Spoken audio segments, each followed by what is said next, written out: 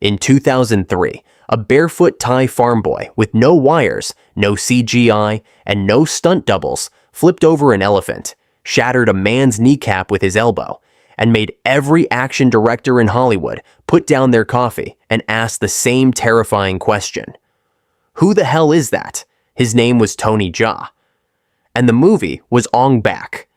And it didn't just introduce a new action star. It exposed a crack in the foundation of Western action cinema that nobody wanted to talk about. Because here's the thing about Hollywood action movies in 2003. They were built on a lie. Computer-generated punches, wire work that floated actors across rooftops like confused ballerinas. Editing so fast it concealed the fact that the star couldn't throw a real kick to save their life. Audiences had accepted it. Studios had perfected it.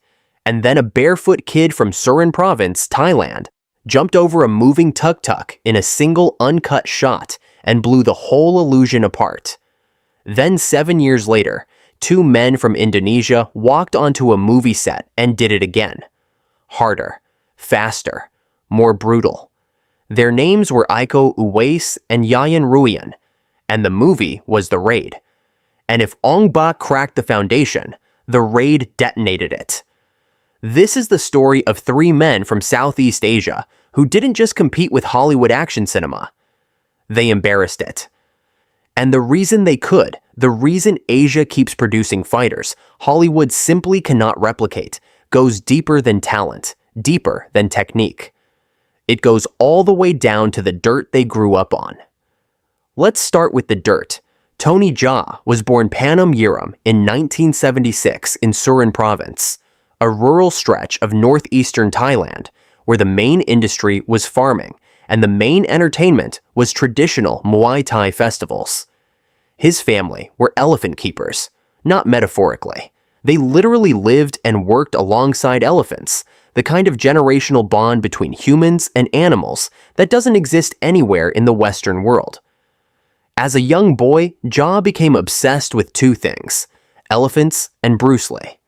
He watched VHS tapes of Bruce Lee films, Jackie Chan films, Jet Li films, on a television powered by a car battery because his village didn't have reliable electricity. And he didn't just watch them, he studied them, rewound them, froze the frames, then walked outside into the fields and practiced what he'd seen, alone, for hours, in the Thai heat. This is the first thing Hollywood doesn't understand about these men. They weren't enrolled in prestigious training programs. They weren't discovered at casting calls. They practiced in dirt, in fields, in village courtyards, with nothing but obsession and time.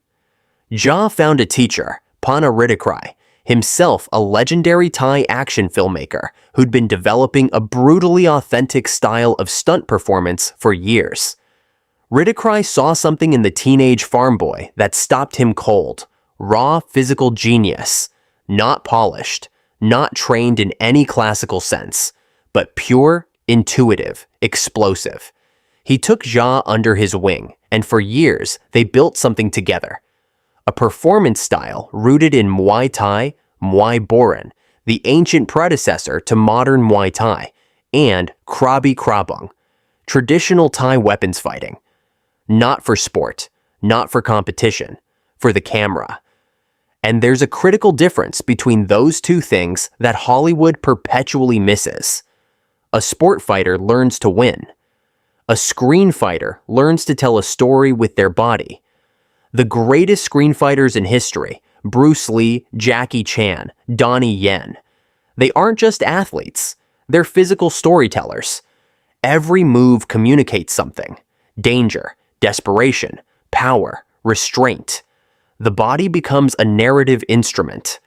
Jaa understood this instinctively. When Ong-Bak finally released in Thailand in 2003 and then exploded internationally. In 2004, audiences weren't just watching fight choreography. They were watching a man speak a language that bypassed the brain entirely and landed directly in the nervous system. The temple fight scene. The knee-dropping sequence on the stairs.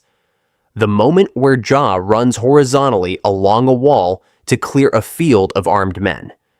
These scenes work not because they're technically impressive, though they are, but because every single move is motivated by the story.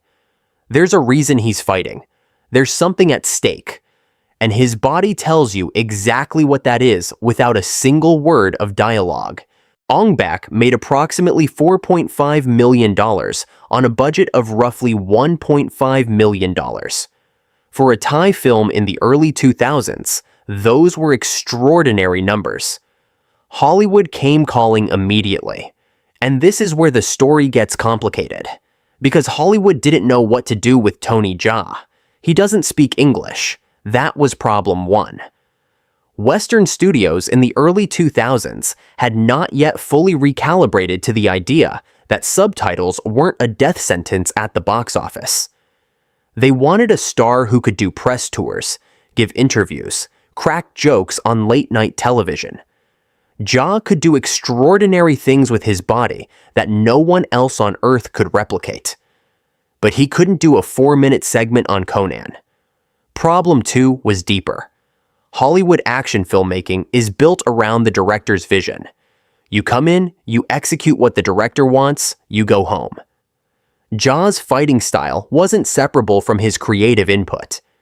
He and Pana Ridikrai had developed something together that required a specific kind of space, a specific kind of filmmaking process, where the fights were choreographed from the inside out, built by the fighters themselves, not designed by a stunt coordinator and handed to an actor to perform.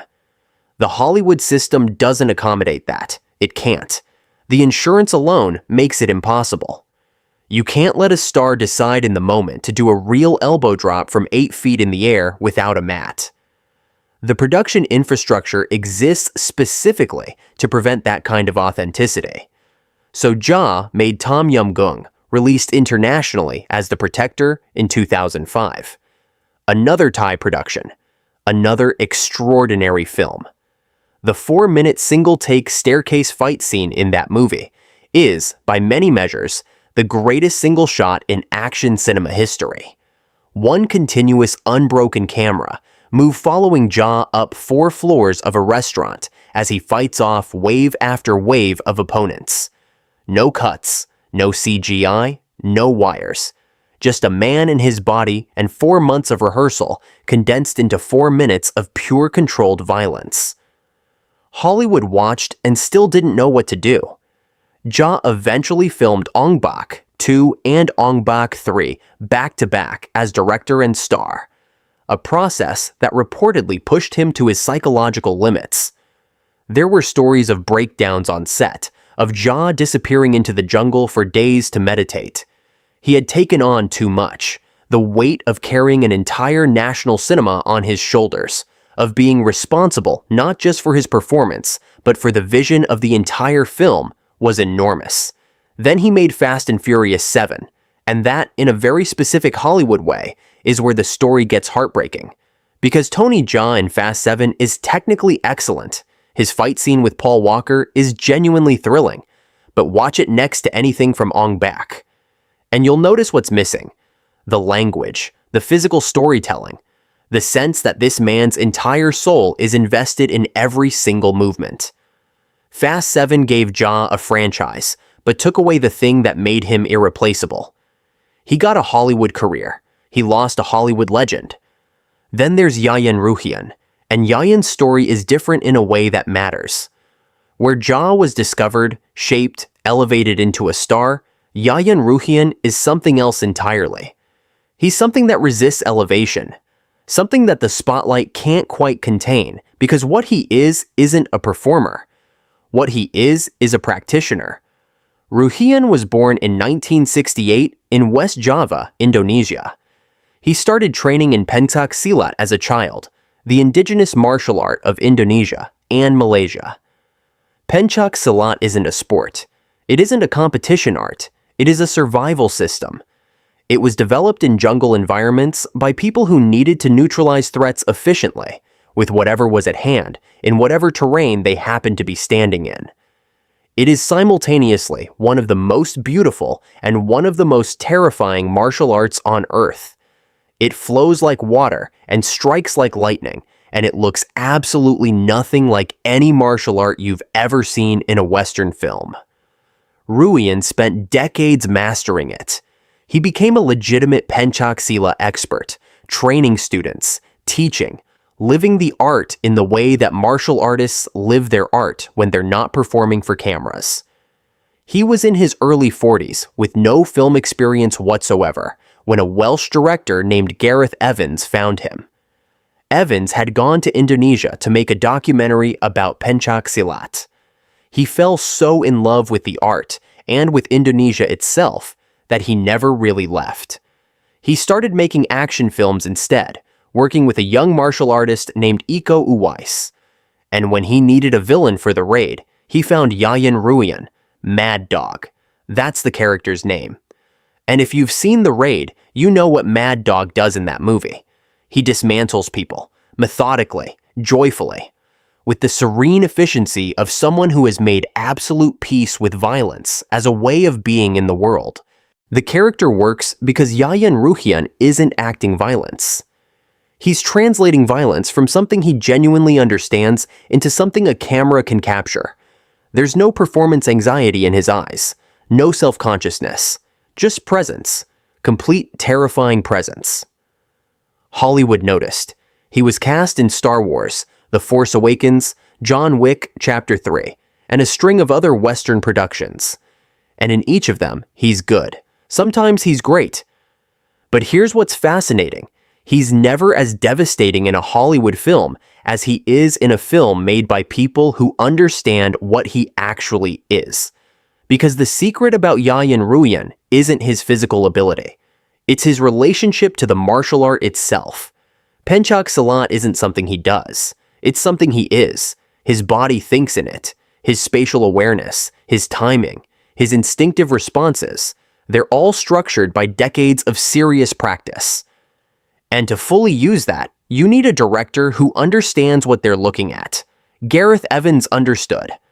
Most Hollywood directors, through no fault of their own, simply don't have the vocabulary. It's like hiring the greatest jazz improviser in the world and then giving him sheet music. He'll play it. He'll play it beautifully. But you'll miss the thing that made him irreplaceable. And then there's Iko Uwais. If Tony Jaa is pure fire and Yayan Ruhian is still water, Iko Uwais is lightning. He is the synthesis. The man who combines everything, the physical genius of Jaa, the authentic practitioner's credibility of Ruhian, and something additional that neither of them quite has. An actor's instinct. Uwais was born in Jakarta in 1983. He started training in Pencak Silat at age 10 under his grandfather. He competed. He won national championships. He became one of the most decorated Pencak Silat practitioners in Indonesia. And then he got a job at a telecommunications company and assumed, like most martial arts champions assume, that his art was his art and his career was his career, and the two would likely never meet. Then Gareth Evans walked in to shoot that documentary and saw Uwais demonstrate Silat in the company courtyard and immediately knew he was looking at someone extraordinary. He approached Uwais on the spot. They talked. Evans offered him a role in his first film, Merantau. Uwais had never acted before. He was terrified. He took the role. And Merantau is a beautiful film. But it's a warm-up. It's the two of them figuring out how to talk to each other, how to translate what Uwais can do into something a camera can fully capture. They spent 3 years doing exactly that, learning each other's language, and then they made The Raid. There is a corridor fight scene in The Raid. You know the one. Everyone knows the one.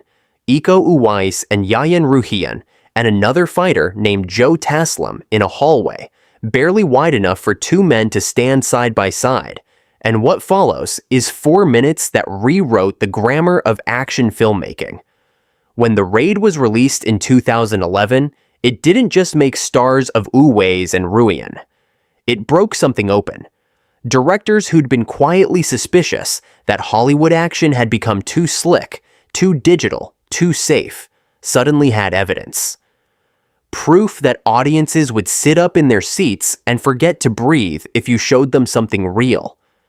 Proof that authenticity registers in the body before it registers in the brain. The raid made $9 million worldwide on a $1.1 million budget.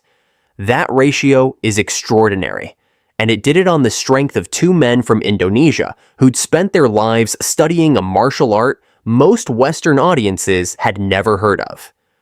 Hollywood came for Uwais next. He appeared in Star Wars: The Force Awakens. He appeared in Snake Eyes, Mile 22, Triple Threat. He's worked with directors from across the spectrum of action cinema. And unlike what happened with Jaa, something interesting emerged. Uwais is genuinely, measurably good in Hollywood films in a way that transcends the material. Even in a mediocre film, even surrounded by production decisions that constrain his ability, you can see the intelligence, the choices, the physical awareness that tracks threat and distance and timing in real time. Automatically, the way a trained musician hears harmony without thinking about it. He became a fight choreographer in addition to a performer, a creative voice behind the action, not just in front of the camera. That evolution matters. It's how you survive Hollywood without losing yourself to it. But even Uwais, in the best Hollywood productions he's been part of, has never matched the totality of what he does in The Raid 2. That kitchen fight. If you haven't seen The Raid 2's kitchen fight, stop whatever you are doing and go watch it. It is 5 minutes of two human beings operating at the absolute outer limit of what a human body can do. And it was accomplished with no computer enhancement of any kind. Just training, choreography, real contact, and extraordinary physical courage. No Hollywood film has ever made a fight scene that looks like that. And the reason is complicated. And the reason matters. Here's what Hollywood keeps getting wrong. They think the problem is finding the right person. Hire someone with a martial arts background. Put them in an action movie. Get the same result. But Tony Jaa, Yayan Ruhian, and Iko Uwais aren't the product of finding the right person. They're the product of a relationship between a person and a culture, and an art form that spans generations. Pencak Silat has been practiced in Southeast Asia for centuries, not as sport, not as performance, as a way of organizing one's body in relation to the world. It was taught in villages, passed from elders to children, integrated into music and dance and ritual. The same ceremony that marks a Silat graduation in Java today would have been recognizable 100 years ago. The art carries cultural memory in its movements. When Yayan Ruhian does Silat, he isn't executing techniques. He's expressing something that was given to him by people who were given it by people before them. That depth shows. The camera sees it even when the audience can't name what it's seeing. Muay Thai in Thailand carries the same weight. The Y Crew, the ritual salute performed before every fight, is a spiritual practice connecting the fighter to their teacher, their teacher's teacher, back through the lineage of the art.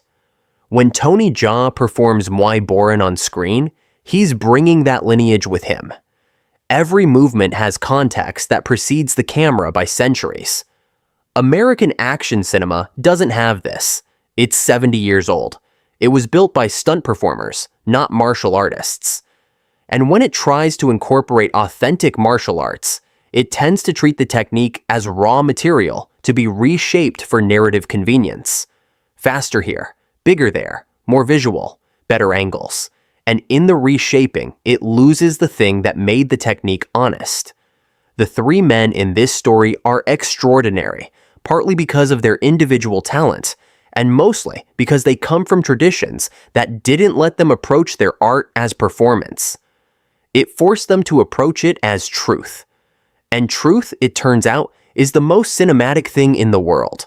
There's one more thing that connects all three of them. One thing nobody talks about directly, but that explains everything. They all trained until it hurt and kept training. Not in the Western athletic sense of pushing past discomfort. In a deeper sense, in the sense of devoting years of your life to an art with no guarantee of recognition or reward, purely because the art demanded it. Tony Jaa practiced in fields for a decade before anyone knew his name. Yayan Ruhian taught Pencak Silat in a community for 20 years before a Welsh documentary filmmaker walked in. Iko Uwais won national championships and went to work at a telecom company because nothing in his world suggested that what he could do with his body was commercially valuable. None of them positioned themselves for Hollywood. Hollywood found people who had spent their lives doing something else entirely, something real, and that is the lesson. That is the thing Hollywood keeps trying to recreate by hiring athletes, or finding the next action star through conventional channels. They're looking for the finished product. But the finished product only exists because of a process that takes decades and demands everything from you, and doesn't care whether anyone is watching. Asia keeps producing fighters Hollywood can't handle because Asia, in certain pockets, in certain traditions, has maintained a relationship between human beings and their martial arts that runs deeper than entertainment, deeper than sport, into something that lives in the nervous system and shows up on screen as something the audience can't name but absolutely cannot look away from. Tony Jaa is in his late 40s now. He continues to train. He continues to perform. He recently appeared in productions that remind you, in flashes, of what he was in Ong-Bak. But Ong-Bak won't happen again. Not because Jaa is diminished, because Ong-Bak required a specific collision of person, tradition, director, creative freedom, and hunger that assembles itself once in a generation if you're lucky. Yayan Ruhian teaches Pencak Silat. He performs when the role is worthy. He is not ambitious in the Hollywood sense. He is ambitious in the martial arts sense, which means he is trying to be better today than he was yesterday, and he doesn't particularly care whether a studio benefits from that. Iko Uwais has built something sustainable in a way that the other two haven't entirely managed. By becoming a creative force behind the camera as well as in front of it, by treating Hollywood as a tool rather than a destination, he's found a way to carry his tradition into an industry that wasn't built for it without letting the industry consume what makes him irreplaceable. All three of them changed what we believe is possible in action cinema. All three of them did it by being something that Hollywood doesn't produce and cannot manufacture. Practitioners. People for whom the art came first, and the camera came second, and the career was never really the point. The movie industry has spent the years since The Raid trying to figure out how to recreate what these men did. They've brought in more fighters, hired better choreographers, committed to fewer cuts and longer takes. And those things help. The action cinema of today is measurably better because of what Tony Jaa and Iko Uwais and Yayan Ruhian showed was possible. But nobody has matched The Raid's corridor. Nobody has matched the Ong-Bak temple fight. Not because the talent doesn't exist, but because those scenes aren't just the product of talent. They're the product of something that takes a lifetime to build and that no studio can accelerate. You can buy a fighter. You can't buy a warrior. And the difference, on screen, is everything.